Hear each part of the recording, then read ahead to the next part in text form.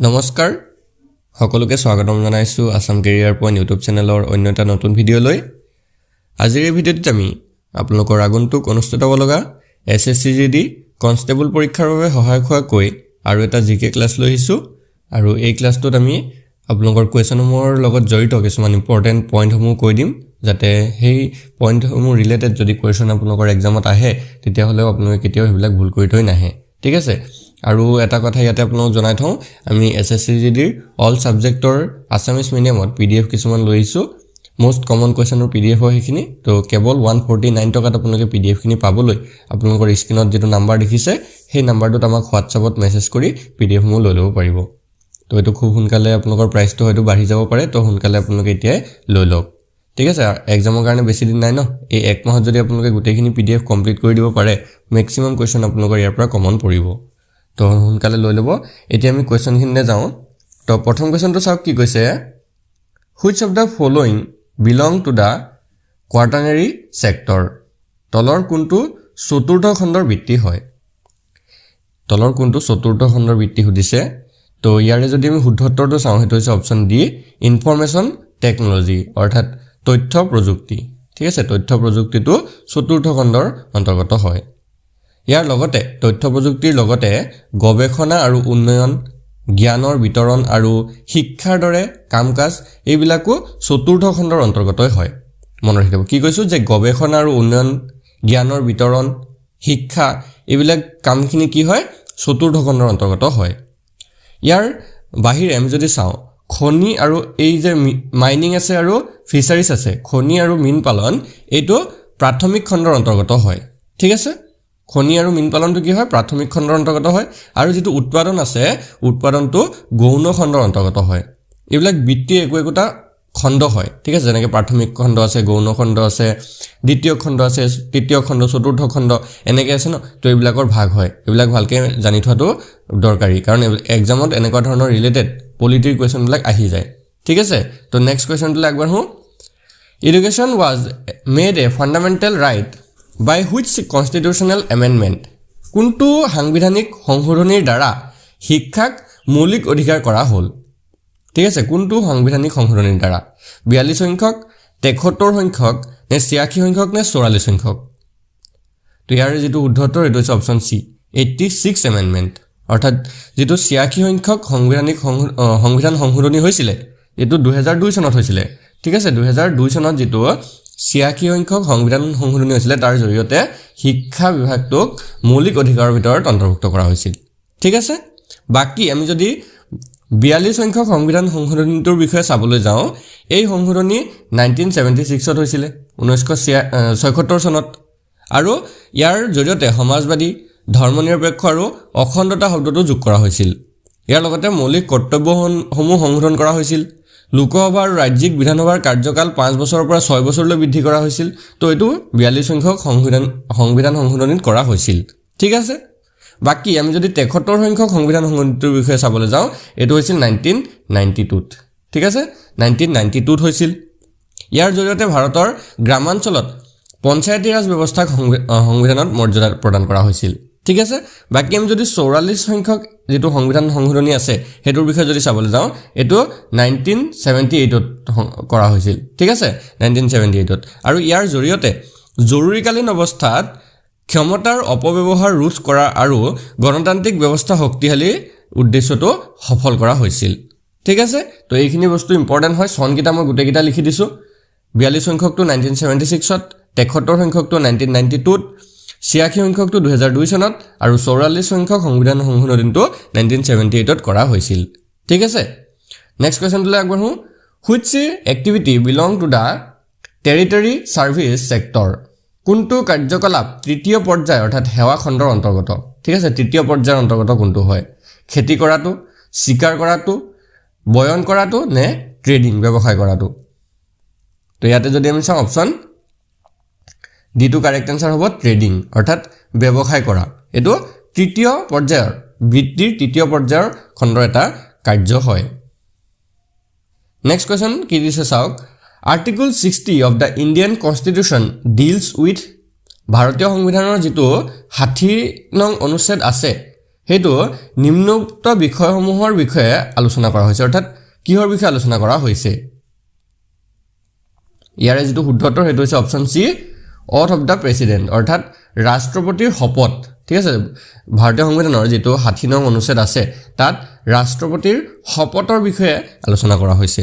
ঠিক আছে তো ৰাষ্ট্ৰপতিৰ নিৰ্বাচন যেটো আছে এটো মনৰ ৰাখিব যেটো ৰাষ্ট্ৰপতিৰ নিৰ্বাচন আছে এটো আৰ্টিকল 55 ত ঠিক আছে আৰ্টিকল 55 ত নিৰ্ধাৰিত কৰা হৈছে ৰাষ্ট্ৰপতিৰ যেটো ৰাষ্ট্ৰপতিৰ বিৰুদ্ধে অভিযোগনামা দাখিল কৰা যেটো বিষয় আছে এই বিষয়টো আৰ্টিকল 61 ত ঠিক আছে আৰ্টিকল 61 ত দাখিল কৰা হৈছে ঠিক আছে এবিলাক ইম্পৰ্টেন্ট পইণ্ট হয় আপোনালোকে মনত ৰাখি থব এবিলাক পৰীক্ষাত প্ৰশ্ন আহিব পাৰে হেকাৰণে ৰিলেটেড বিলাক মই কৈ দিছো বাকি যদি আমি চাও উপৰাষ্ট্ৰপতিৰ ক্ষমতা ঠিক আছে উপৰাষ্ট্ৰপতিৰ ক্ষমতাৰ বিষয়ে যদি চাবলৈ যাও এটো আৰ্টিকল 63 পৰা 71 ৰ ভিতৰত এখিনি উল্লেখ কৰা হৈছে তো এখিনি মনত ৰাখি থব ৰাষ্ট্ৰপতিৰ শপতটো আৰ্টিকল 60 ত হয়নে ৰাষ্ট্ৰপতি নিৰ্বাচনটো 55 ত ৰাষ্ট্ৰপতিৰ বিৰুদ্ধে অভিযোগনামা দাখিল কৰা এটো 61 ত আৰু উপৰাষ্ট্ৰপতিৰ ক্ষমতাৰ বিষয়ে 63 পৰা 71 ত উল্লেখ কৰা আছে ঠিক আছে নেক্সট কোৱেশ্চনটো চাওক Which Indian city was designated as a UNESCO Creative City of Gastronomy? ভাৰতৰ কোনখন চহৰক ইউনেস্কোৰ ক্ৰিয়েটিভ সিটি অফ গেষ্ট্ৰনমি হিচাপে নিৰ্ধাৰণ কৰা হৈছিল তো কোনখন চহৰ আছিল এইখন তো ইয়াৰে অপচনবোৰ দি আছে লখনৌ নে শ্ৰীনগৰ নে ভোপাল নে দিল্লী তো এটো হ'ব অপচন এ লখনৌ ঠিক আছে তো আৰু এই লখনৌ যিখন চহৰ আছে এটো উত্তৰ প্ৰদেশৰ ৰাজধানী চহৰ হয় ঠিক আছে নেক্সট কোৱেশ্চনটো চাওক Who drafted the Declaration of Independence in 1930? 1930 চনত কোনে স্বাধীনতা ঘোষণাপত্ৰৰ খচৰা প্ৰস্তুত কৰিছিল তো ইয়াৰে শুদ্ধ উত্তৰটো হৈছে অপচন সি মহাত্মা গান্ধী প্ৰস্তুত কৰিছিল নেক্সট কোৱেশ্চনটো চাওক From which ruler did Albuquerque capture Goa in 1510? 1510 চনত আলবুকুৰেকে কোন শাসকৰ পৰা গোৱা দখল কৰিছিল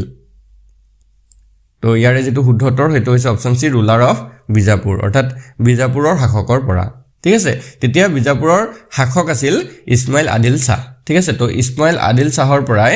আলবুকুৰেকে গোৱা দখল কৰিছিল নেক্সট কোৱেশ্চনটো হৈছে the Dead Sea is located between which two countries কোন দুখন দেশৰ মাজত মৃত সাগৰ অৱস্থিত ঠিক আছে এটো মোস্ট ইম্পৰ্টেন্ট কোৱেশ্চন হয় মৃত সাগৰ কোন দুখন দেশৰ মাজত আছে সুধিছে ইজৰাইল আৰু মিছৰ নে জৰ্ডান আৰু সিৰিয়া নে ইজৰাইল আৰু জৰ্ডান নে জৰ্ডান আৰু ইৰাক তো ইয়াৰ যেটো ৰাইট আনসাৰ হেতু হ'ব অপচন সি ইজৰাইল আৰু জৰ্ডানৰ মাজত অৱস্থিত নেক্সট কোৱেশ্চনটো চাওক কি কৈছে super typhoon Manyi occurred in which country super typhoon Manyi কোনখন দেশত সংঘটিত হৈছিল তো ইয়াৰ শুদ্ধ উত্তৰটো হৈছে অপচন সি ফিলিপাইনছ ঠিক আছে ফিলিপাইনছত এটো সংঘটিত হৈছিল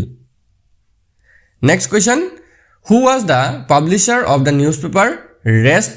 গেফটৰ ঠিক আছে ৰেষ্ট গেফটৰ কাকতৰ প্ৰকাশক কোন আছিল তো ইয়াৰ শুদ্ধ উত্তৰটো হৈছে অপচন বি দাদাভাই নৰোজি ঠিক আছে তে 1854 ত এটো প্ৰতিষ্ঠা কৰিছিল মনত ৰাখি থব 1854 ত তেও এই যেটো ৰেষ্ট গফটাৰ আছে এটো প্ৰতিষ্ঠা কৰিছিল next question Vande Mataram was first sung in which congress session Vande Mataram প্ৰথম কোন কংগ্ৰেছৰ কোনটো অধিৱেশনত গোৱা হৈছিল ঠিক আছে বন্দে মাতৰম যেটো গীত আছে এটো কংগ্ৰেছৰ অধিৱেশনবিলাক হৈছিল ন তেতিয়া তো হেতু কোনটো অধিৱেশনত গোৱা হৈছিল তো ইয়াৰে শুদ্ধ উত্তৰটো হৈছে অপচন বি 1896 কলকাতা সেশন ঠিক আছে তো বন্দে মাতৰম যেটো গীত আছে 1896 চনত যেটো কলিকতাত অধিৱেশন হৈছিল সেই অধিৱেশনত গোৱা হৈছিল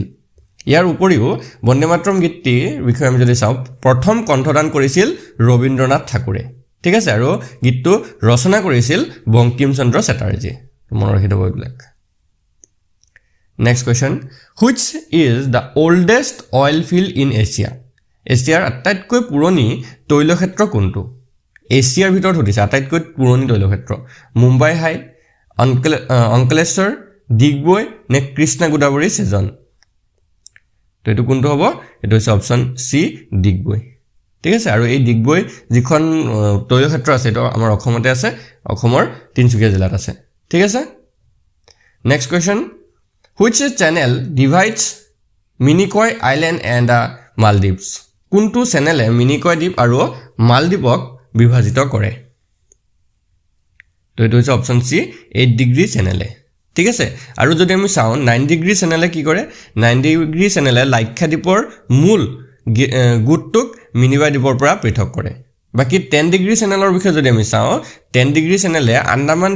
দ্বীপ আৰু নিকোবৰ দ্বীপপুঞ্জক পৃথক কৰে ঠিক আছে আৰু পাক ষ্ট্ৰেইট বা পাক জলদ্বীপ যেটো আছে এই জলদ্বীপটোৱে ভাৰত আৰু শ্ৰীলংকাক পৃথক কৰে ঠিক আছে গোটেইখিনি ক্লিয়াৰ হৈছে এইবিলাক নোট কৰি ল'ব আপোনালোকে নেক্সট কোৱেশ্চন লৈ আগবঢ়ো who was the viceroy of India during the Simon Commission Simon কমিশনৰ সময়ত ভাৰতৰ ভাইসৰয় কোন আছিল ঠিক আছে ভাৰততো সাইমন কমিশন আহিছিল আমি গম পাওঁ সকলোৱে তেতিয়া ভাৰতৰ ভাইসৰয় কোন আছিল সুধিছে তো ইয়াৰে শুদ্ধ উত্তৰটো হৈছে অপশ্যন বি লৰ্ড ইৰউইন ঠিক আছে আৰু কেতিয়া আহিছিল এটো মোস্ট ইম্পৰ্টেন্ট কোৱেশ্চন হয় যে সাইমন কমিশন কেতিয়া আহিছিল কোন চনত আহিছিল তো এটো আছিল 1928 ত ঠিক আছে 1928 চনত আহিছিল আৰু তেতিয়া ভাৰতৰ ভাইসৰয়জন আছিল লৰ্ড ইৰউইন ঠিক আছে নেক্সট কোৱেশ্চন লাগবঢ়ো the golden period of Mughal painting is associated with Mughal চিত্ৰকলাৰ সোণালী যুগটো কাৰ সৈতে জড়িত ঠিক আছে বা মুঘল চিত্ৰকলাৰ সোণালী যুগ কোনজন সম্ৰাটৰ সৈতে জড়িত যদি আহে কি হ'ব আকবৰ হ'ব নে বাবৰ জাহাংগীৰ হ'ব নে শাহজাহান হ'ব তো ইয়াৰে শুদ্ধ উত্তৰটো হৈছে অপশ্যন সি জাহাংগীৰ ঠিক আছে মনত ৰাখি থব নেক্সট কোৱেশ্চনটো চাওক দা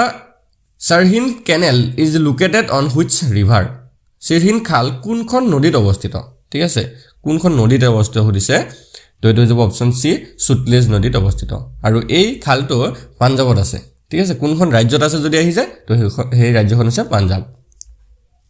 নেক্সট কোৱেশ্চনটো চাওক which is the largest Indian state by area এলেকাৰ হিচাপত ভাৰতীয় ৰাজ্য কোনখন সৰ্ববৃহৎ বা মানে এলেকাৰ হিচাপত মাটিকালি ক্ষেত্ৰত যদি চাবলৈ যাওঁ ভাৰতৰ আটাইতকৈ ডাঙৰ ৰাজ্যখন কোনখন হয় তো সেইখন হৈছে অপশ্যন ডি ৰাজস্থান ঠিক আছে মাটিকালি ইয়াৰ যদি মাটিকালি চাওঁ আমি তো এইটো হৈ যাব 34239 কিলোমিটাৰ স্কয়াৰ ঠিক আছে এইটো হৈছে মাটিকালি নেক্সট কোৱেশ্চনটো চাওক which river merges with the Ganga but does not meet the sea directly কোনখন নদী গংগাৰ লগত মিলি যায় যদিও সাগৰৰ লগত পোনপটীয়াকৈ লগ নাপায় তো সেইখন হৈছে অপশ্যন সি যমুনা ৰিভাৰ অৰ্থাৎ যমুনা নদী next question which crop is grown the most in India ভাৰতত কোনটো শস্য বেছিকৈ খেতি হয় ঠিক আছে ভাৰতত কোনটো শস্য খেতি আটাইতকৈ বেছিকৈ হয় তো হেতু হৈছে অপশ্যন সি রাইস অৰ্থাৎ ধান খেতি বেছি হয় next question which is the oldest mountain range in India ভাৰতৰ ভিতৰত আটাইতকৈ পুৰণি পৰ্বতমালা কোনটো হয় ঠিক আছে আটাইতকৈ পুৰণি পৰ্বতমালা কোনটো হ'ব হেতু হৈছে option D Aravalli range next question Samera dam is located in which state Samera বান্ধ কোনখন ৰাজ্যত অৱস্থিত ঠিক আছে সামেৰা বান্ধ কোনখন ৰাজ্যত আছে হেতু দিছে তো এটো হৈছে অপশ্যন সি হিমাচল প্ৰদেশত অৱস্থিত next question the Brahmaputra river is known as dash in Tibet Brahmaputra নদীক তিব্বতত ড্যাশ নামেৰে জনা যায় অৰ্থাৎ ব্ৰহ্মপুত্ৰ নদীখনক তিব্বতত কি নামেৰে জনা যায় তো ইয়াৰে যেটো শুদ্ধ উত্তৰ হেতু হৈ যাবগে অপশ্যন বি ইয়াৰলুং চাংপু নামেৰে জনা যায় next question Bhagirathi and Alaknanda meet at Bhagirathi আৰু অলকানন্দাৰ সাক্ষাৎ ক'ত হয় তো এইটো হৈছে অপশ্যন সি দেৱ প্ৰয়াগ ঠিক আছে ভাগীৰথী আৰু অলকানন্দা নদীৰ যেটো সংগমস্থল হেতুক দেৱ প্ৰয়াগ বুলি কোৱা হয় আৰু এটো উত্তৰ প্ৰদেশত অৱস্থিত next question Dibru-Saikhowa national park is located in Dibru-Saikhowa ৰাষ্ট্ৰীয় উদ্যান ক'ত অৱস্থিত কোনখন ৰাজ্যত অৱস্থিত সুধিছে অৰুণাচল প্ৰদেশ হ'ব নে আসাম নে মেঘালয় নে নাগালেণ্ড তো এইটো আমি আসামৰ ক্যান্ডিডেট সকলোৱে জানো অসমত হ'ব অপশ্যন বি হয়নে নেক্সট কোৱেশ্চনটো চাওক which river does not form a delta কোনখন নদীয়ে বদ্বীপ গঠন নকৰে ঠিক আছে বদ্বীপ কোনখন নদীয়ে গঠন নকৰে সুধিছে তো এইটো যাবগে অপশ্যন ডি নৰ্মদা নদীয়ে গঠন নকৰে next question which planet has the highest surface temperature কোনটো গ্ৰহৰ পৃষ্ঠৰ উষ্ণতা সৰ্বাধিক ঠিক আছে কোনটো গ্ৰহৰ পৃষ্ঠৰ উষ্ণতা সৰ্বাধিক হয় তো সেই গ্ৰহটো হৈছে অপশ্যন বি ভেনাছ অৰ্থাৎ শুক্ৰ গ্ৰহ ইয়াৰ উষ্ণতা প্ৰায় 475 ডিগ্ৰী সেলসিয়াছৰ পৰা চাওক 475 ডিগ্ৰী চেলচিয়াছৰ পৰা 887 ডিগ্ৰী ফাৰেনহাইট ঠিক আছে 475 ডিগ্ৰী চেলচিয়াছ বা আমি ফাৰেনহাইট যদি চাবলৈ যাওঁ 887 Fahrenheit Next question, when the moon blocks sunlight from reaching earth, it is called চন্দ্ৰই যেতিয়া সূৰ্যৰ পোহৰ পৃথিৱীলৈ যোৱাত বাধা দিয়ে তেতিয়া ইয়াক কি বুলি কোৱা হয় চন্দ্ৰগ্ৰহণ বুলি কয় নে সূৰ্যগ্ৰহণ নে ট্ৰেনজিট বুলি কয় নে অকুলেশ্যন বুলি কয় তো ইয়াৰ শুদ্ধ উত্তৰটো হৈছে অপচন বি সোলাৰ ইক্লিপছ বুলি কয় অৰ্থাৎ সূৰ্যগ্ৰহণ বুলি কোৱা হয় next question which planet has the highest axial tilt কোনটো গ্ৰহৰ অক্ষীয় হেলনীয়া অৱস্থা সৰ্বাধিক হয় তো এটা হৈছে অপচন সি ইউৰেনাছ গ্ৰহৰ নেক্সট কোৱেশ্চনটো হৈছে which NASA mission studied Pluto and the Kuiper belt নাসাৰ কোনটো অভিযানে প্লুটো আৰু কিউপাৰ বেল্টৰ বিষয়ে অধ্যয়ন কৰিছিল তো এটা হৈছে অপচন সি নিউ হৰিজনছ বন্ধুসকল আজি ভিডিঅ'ৰ লাষ্ট কোৱেশ্চনটো হৈছে the upper part of India's western coast is called ভাৰতৰ পশ্চিম উপকূলৰ ওপৰ অংশক কি বুলি কোৱা হয় মালবাৰ উপকূল কয় নে কংকন উপকূল নে কৰমণ্ডল কোষ্ট নে উত্তৰ সাৰ্কাছ বুলি কোৱা হয় তো ইয়াৰ শুদ্ধ উত্তৰটো হৈছে অপচন বি কংকন কোষ্ট অৰ্থাৎ কংকন উপকূল বুলি কোৱা হয় তো বন্ধুসকল আজি আমি এইকেইটা কোৱেশ্চন চালো কোৱেশ্চনখিনি যদি আপোনালোকৰ ভাল লাগি থাকে তেতিয়া ভিডিঅ'টো এটা লাইক কৰি দিব আৰু আমাৰ চেনেলটো সাবস্ক্ৰাইব কৰি থব এনে ধৰণৰ ভিডিঅ' এইকেইদিন আপোনালোকে ডেইলি এক্সামৰ আগলৈকে পাই থাকিব আৰু যদি আপোনালোকৰ এছএছচিৰ পিডিএফ খিনি আপোনালোকে এতিয়া ল'ব বিচাৰে তেতিয়াহ'লে লৈ ল'ব এটা আমাৰ নম্বৰ হয় 8133840965 এই নম্বৰটোত এটা মেছেজ কৰি কেৱল 149 টকা এটা পেমেন্ট কৰি দিব আপোনালোকে বা ইয়াত জিপে আছে জিপে কৰি আপোনালোকে স্ক্ৰিনশ্বটটো WhatsAppত পঠাই দিব লগে লগে আমি পিডিএফ খিনি আপোনালোকক সেন্ড কৰি দিম ধন্যবাদ